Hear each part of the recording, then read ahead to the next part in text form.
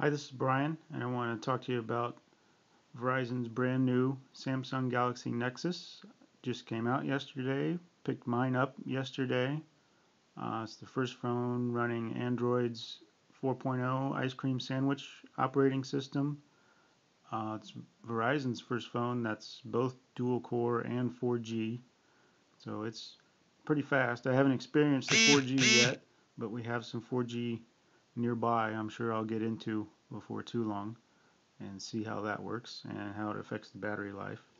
But let me show you the phone. Uh, Obviously you got a camera on the back here. Also has a front facing camera. Haven't had that on a phone before, so it'll be interesting to see what I do with that. You can also shoot panoramic pictures, which is pretty neat. I haven't had much chance to try that out yet. Of course, the speed is one of my favorite things. My old original Droid was getting pretty slow in its age. Things happen a lot faster on here now. Switch between screens. Open the app tray, it opens right away. Normally, with my other phone, we'd sit here for 20 seconds waiting for that to happen. Close that back up. I had this flashlight app on the other phone.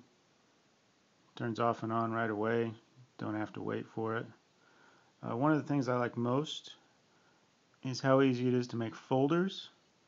You can see down here I've got set up to direct message people instead of going into the messaging app. I've got a bunch of people there in a folder that I send text to on a regular basis. Same thing with phone calls. And all you have to do to make a folder is drag one app on top of another.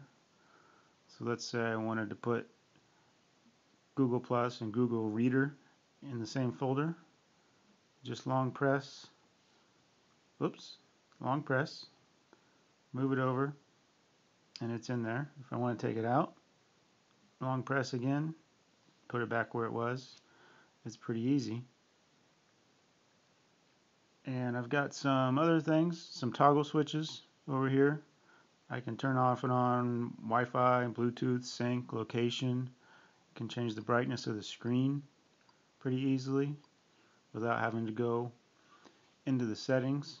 It's just a lot of little time-saving things, it seems, in ice cream sandwich where you don't have to go into another menu or another app to do something else, which is pretty nice. Shoots HD video. I haven't tried that yet, so we'll see that. I already talked about the panoramic camera.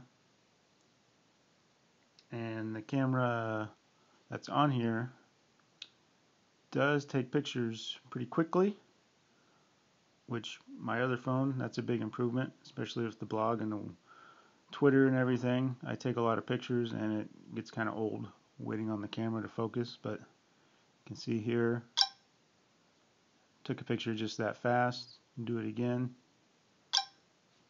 Pretty quick. Go back to the home screen. And that's another thing you'll notice that's new to a lot of Android users. There's no actual buttons around the bezel anymore.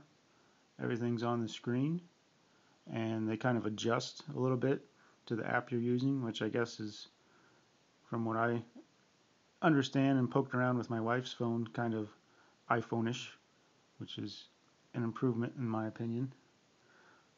So that's a pretty quick review. I really like this phone so far. A couple little things I don't like about it, just so you know. The battery cover is pretty flimsy. There's probably, I don't know, a dozen tabs around the outside, and this is just a really thin plastic. I feel like I could break it whenever I take it off. One other problem that could be solved, get the battery cover back on, is the battery cover, even though it's a little bit textured, if you can see that, it's pretty slippery. I've only had the phone about 24 hours, but I do need to get some kind of a protective cover for this thing. Maybe kind of a rubber or something, because this is going to get dropped if I leave it like this, and I spend a lot of time either working out in a driveway or over a concrete floor or even a few feet up off the ground. I might pull my phone out to take a call or use the flashlight or anything. So yeah, it's definitely too slippery. That's one thing. And the last thing is maybe more just me. I had a swipe keyboard on my old phone, and I don't have that on this phone. You can see it brings up the keyboard. My old phone with the keyboard app I had installed, you could just kind of scribble like that, and it would type in the words for you, and it was pretty good at it. I went to install that app on this phone, and Swipe says it is not compatible with this screen size. So I sent them an email. Hopefully they'll get that fixed.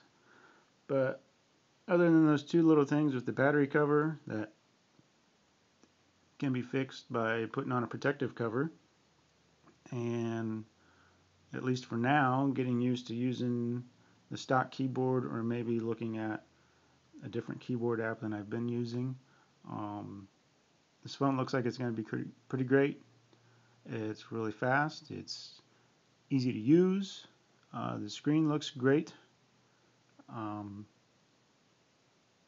It's just a really nice phone, and I'm sure I'll be learning more about it as I mess around with it. Thanks for watching.